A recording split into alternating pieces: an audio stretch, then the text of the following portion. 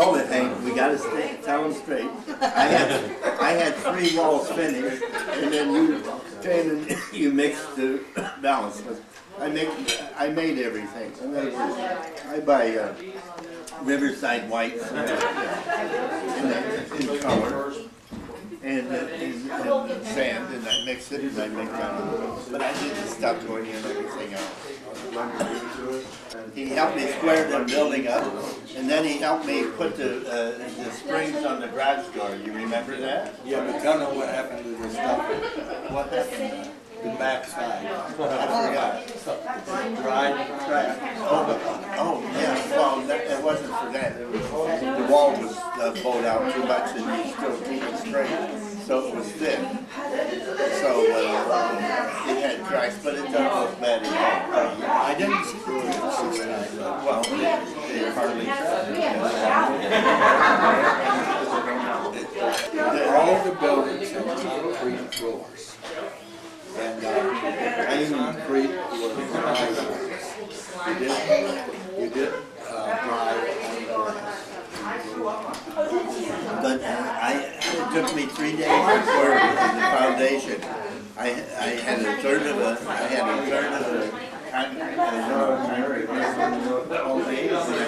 mixed it all and poured my own floor.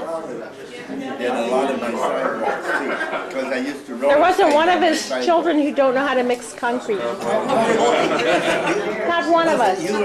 Stucco, I know all the layers of a building. You know, I'd go down there and skate with her. Conduit. Chantel beat the heck out of me on skating. She was a great skater. Oh yeah, she could skate backwards, and Sideways. she was like that song "Roller Girl." Yeah, roller derby gal. She was that good of a skater. We need to tell her about that reminder. Chantel, they're discussing your skating abilities. When I used to, The Queen. Of course, Uncle Jules was a better skater.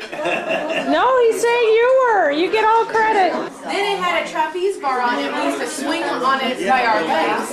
Check till she swung, and then you let go, and you spin around once, and you land on your feet. They call it a cherry bomb. So that's what Uncle Jules remembers. We were in the hospital. The only one that never broke anything was Michael. oh yeah, I didn't tell you about that. He knew how to measure explosive. So he would measure off like 3 or 4 feet with 5 sticks. Man, the swimming pool, the water was down this far from the bottom, so we couldn't dive in or anything. And when they got through with it, you couldn't hit bottom. I mean, they absolutely blew most of the water out of the hole. Yeah, well, it was a swimming hole. We'd all go swimming naked. There was no such thing. And then when I lived in the Arkansas home, we lived across the street from the St. Louis Zoo. And so we're country people. They got streams and all of those things. And so we tried to go naked, and the people complained, so we'd swim with our underwear. So when we put our clothes in, it's all wet because of the underwear. So we come back to the Arkansas home, and then they tell us. Hank was strong. They didn't mess with him very long. Me and Hank tried to kill him, remember that? That's a true story. We tried to throw him over the stairs from the 2nd floor. They took Hank away in an ambulance in a straitjacket. Believe it or not, he was strong enough that 7 policemen wrestled him for 10 minutes. See, what they do to me was, we was the kids, But sent me to hold me to a reform school because they didn't have no place to keep me.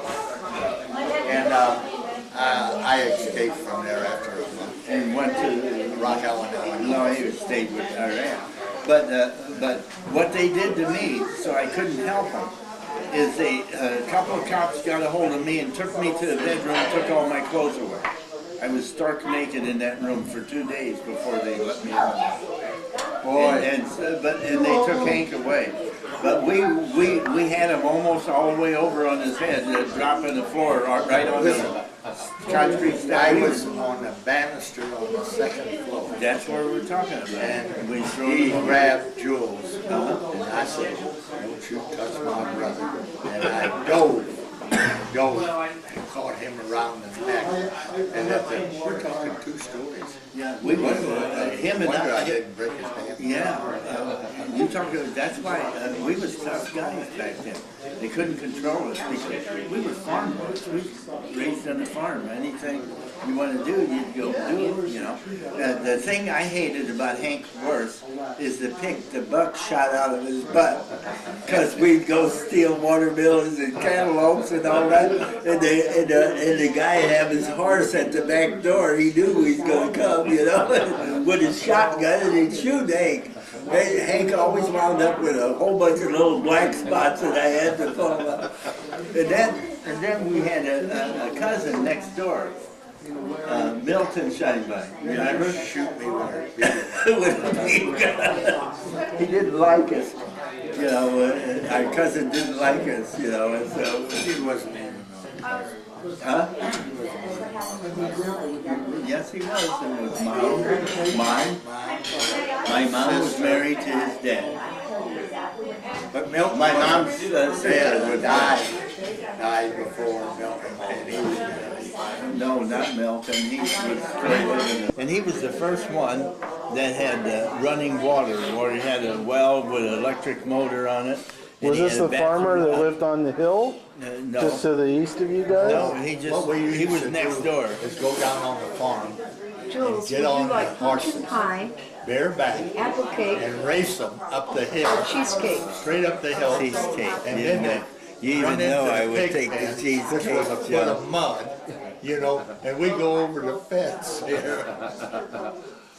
Tim, what can I Oh. get you? There's pumpkin I'm pie. good. You're good? A little piece even. Jules, I want to ask you a question. Joan, a little piece, not a very big. I had 2 fillings. Jules, I want to know if you can remember what we paid for that house on Dorset? On Dorset Road? no. On Aidenmore. On Aidenmore? I absolutely don't. I know one thing. When I was married, and Hank was working at North American, and he lived on a different street there in a different town, and he bought a house a couple of 3-4 miles away. So I took my 2 trucks down and rented a trailer. Remember, Hank? Yeah. And it took us. Grand Marnier cake, pumpkin pie, cheesecake. Your mom is getting me a small piece of cheesecake. Okay. So.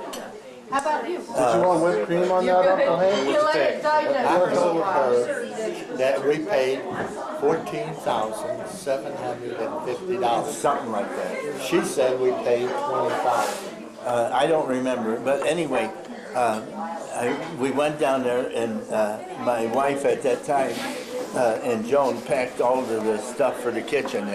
So Dad, you don't have to try, this is my famous Grand Marnier cake. You can just take a bite. You can leave it if you don't like Okay, it. thank I just you. didn't want you to miss the opportunity. All right, and I appreciate it very much.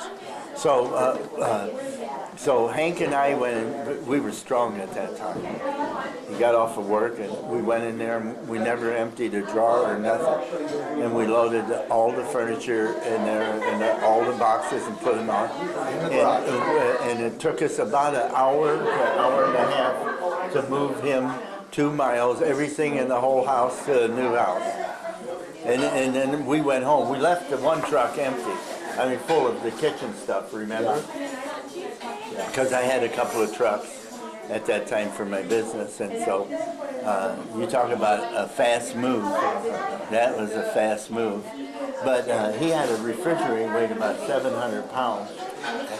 A gas? The gas powered Yeah, it weighed about 700 pounds, and we was able to him and I unhook it and move it and put it on that trailer, roll it up on the trailer. Boy, that was just the two of us. We moved his whole house in about an hour or so. Just fast as we can get out the door. We just grabbed the bed and everything and all that stuff, and just the bed, of course, had to come apart, but all the cabinets and anything that was in the house, we left. We moved it back in. They didn't have to move any of the clothes out of it or nothing. But it was a heck of a thing, yeah. Then the lady changed her mind. She wanted to take her money back. Oh, is that right? I didn't know. I don't remember that. And then Can't do it. I'm closing the business, you know, and everything. And Hank, whenever he'd wreck his car, we put a new fender on, remember, and I'd paint it for you. It was, let's see, I could buy one, what was it, $30 or $40 the fender instead of $200 or something like that. And then him and I just assembled his car one night, put it, and I'd paint it, and that. So his trunk on one of your cars was rusted out. What kind of car was it? And so I'm busy moving. A Ford. Oh, yeah, it was a small Ford. But so Stuff newspaper in it? I'm trying to close up, and I'm moving out of my business. I'm retiring, and so we stopped and worked 3 or 4 hours. But I had a whole bunch of cars to run to the auction. So in trade, and we fixed the brakes on one of your cars too. Remember, on Joan's car. And then they come, Joan and him and Mike had a friend, and we'd haul the cars to the auction in trade. It was a great trade for me, and it was a good thing for him. But he insisted we got to fix his car before we quit.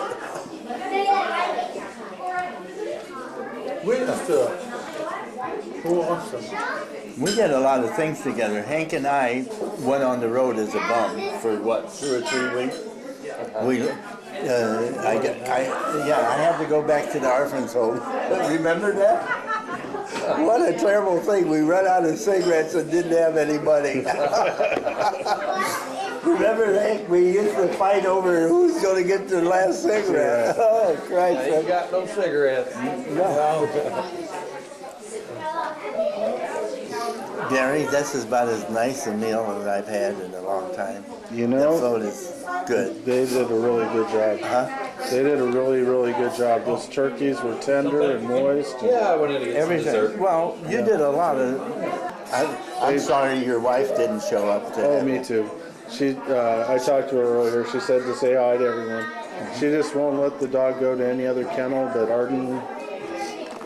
She has a, you know. Yeah, she would have enjoyed a great party, wouldn't she, John? He said just a minute, he wrote me a prescription for my dad. We have no cure. And I wasn't even there. There you go.